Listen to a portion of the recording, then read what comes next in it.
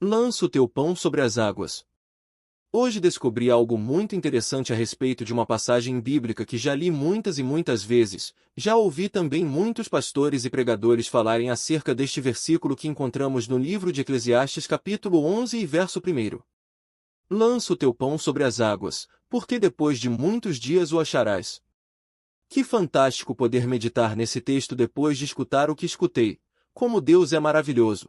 Como Deus é poderoso! Me faltam palavras para expressar a grandeza do nosso Deus que tudo pode, e tudo conhece e tudo faz.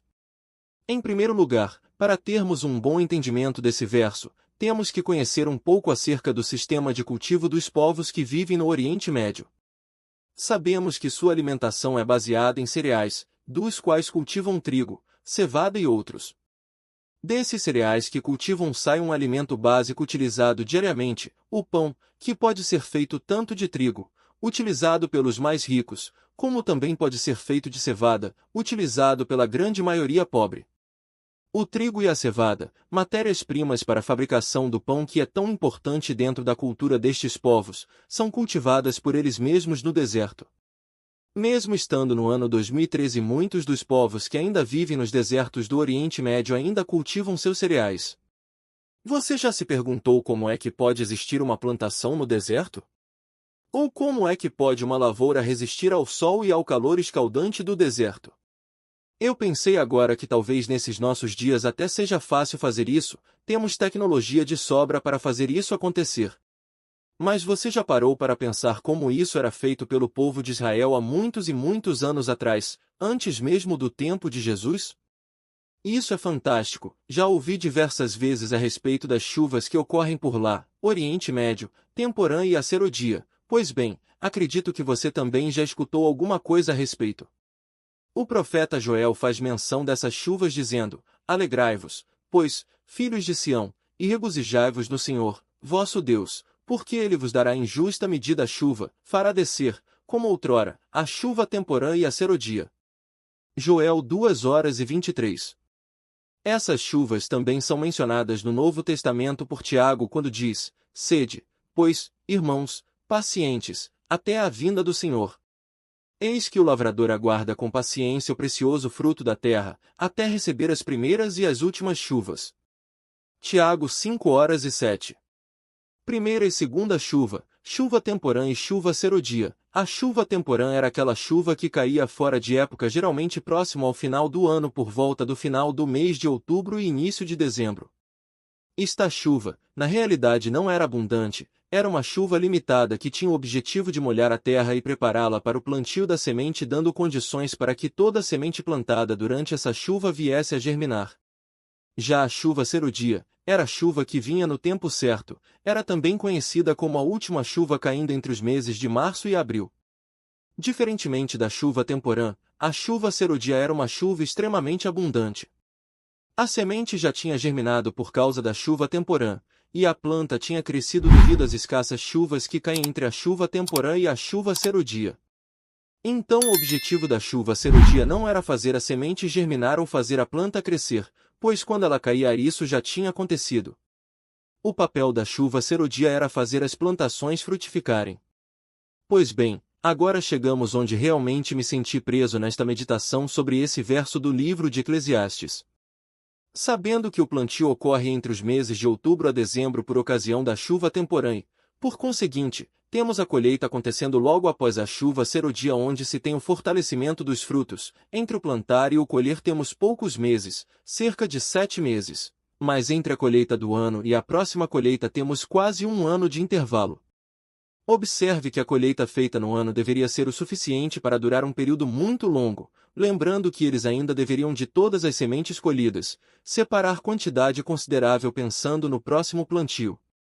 Não eram raras as situações que esse povo enfrentou quando, chegando a época da chuva temporã, novamente terem suas despensas quase vazias, e não terem quase nada de farinha na panela para fazerem o seu pão de cada dia. Esta época era uma época de grande aperto e de decisão também. Os chefes de família, chefes dos grupos de pessoas que viviam no povoado, deveriam decidir se aguentariam passar por um breve período de escassez e até fome, ou se lançariam mão dos grãos que guardados estavam para serem usados como sementes no plantio que estava prestes a acontecer. Isso era tão sério, pois determinava-se a família, se o povoado teria seus celeiros reabastecidos para a próxima temporada ou se seria um povoado extinto pela escassez de recursos e alimento.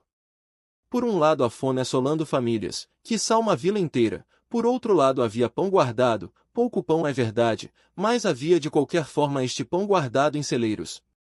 Será que você consegue ver diante dos seus olhos essa mensagem clara por trás dessa pequena frase que é o verso 1º do capítulo 11 de Eclesiastes?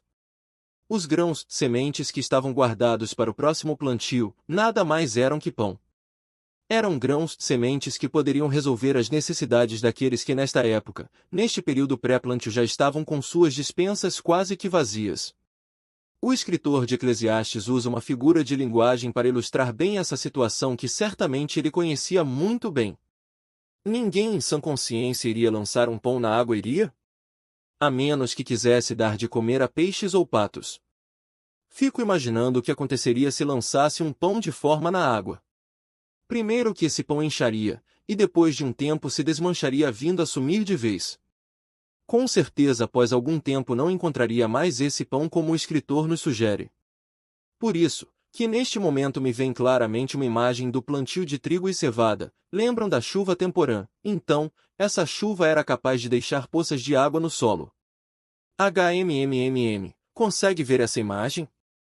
Poças d'água, sementes que significam e são matéria-prima para a fabricação do pão que é muito importante para um povo que está passando por aperto e dificuldade justamente pela falta do pão.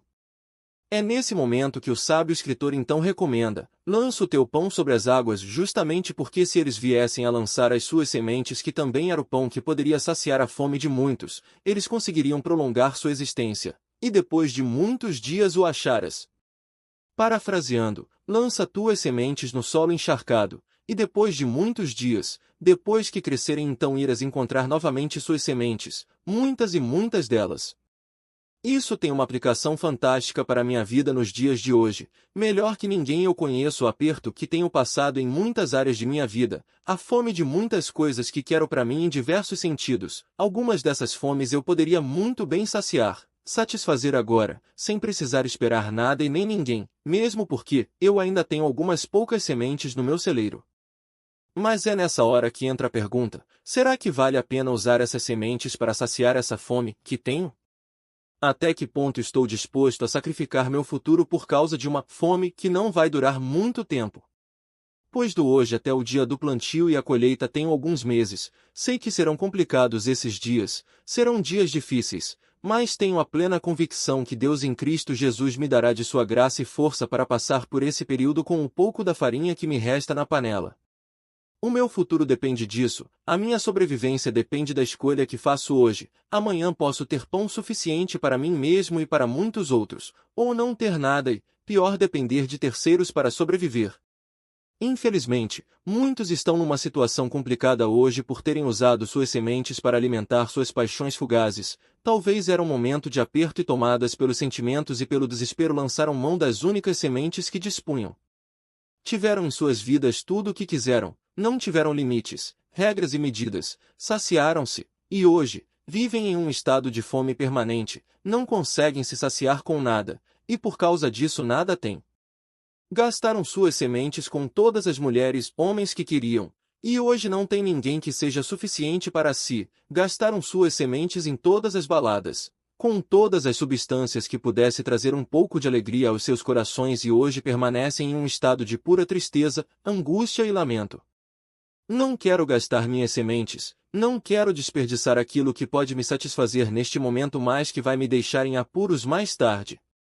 Sábio é o conselho do pregador: lance suas sementes, seu pão nas águas, plante isso, você não vai se arrepender. Quero lançar minhas sementes nessa água que é Cristo, Ele é o único que pode fazê-las germinar e crescer, e no momento certo, no momento dele eu verei o fruto dessas sementes, no momento certo terei com abundância o pão que pode me saciar de verdade. Medite nisso, reflita onde você tem lançado o teu pão, onde você tem investido suas sementes. Que o Senhor Jesus nos ajude a seguir este conselho maravilhoso do pregador.